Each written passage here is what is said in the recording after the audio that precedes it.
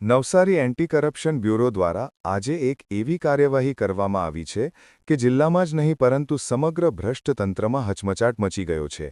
નવસારીમાં ફરજ બજાવી ચૂકેલા અને હાલ નિવૃત્ત થયેલા મદદનીશ ભૂસ્તર શાસ્ત્રી એસએમ ખોપકર વિરુદ્ધ 1 કરોડથી પણ વધુની અપ્રમાણસર મિલકત ભેગી કરવાનો ચોંકાવનારો કેસ નોંધાયો છે.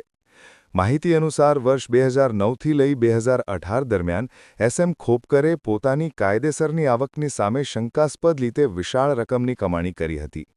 અધિકારીય સત્તાનો દુરુપયોગ કરીને મેળવેલ આ નાણાંને તેમણે જંગમ તથા અચલ મિલકતમાં રોકાણ કર્યાનું બહાર આવ્યું છે. આ કેસમાં નવસારી એન્ટી કરપ્શન બ્યુરોના પોલીસ ઇન્સ્પેક્ટર બી.ડી. રાઠવાએ સત્તાવાર ફરિયાદ દાખલ કરતા જ એસએમ ખોપકરની ધરપકડ કરી લેવામાં આવી છે. તેમની મિલકતોની યાદી, બેંક ટ્રાન્ઝેક્શન અને રોકાણની વિગતો એસીબી માટે તપાસનો મુખ્ય ભાગ બનવા જઈ રહી છે. આ કેસની વધુ તપાસ સુરત એન્ટી કરપ્શન બ્યુરોના પોલીસ ઇન્સ્પેક્ટર કે.જે. ધડુકને સોંપવામાં આવી છે.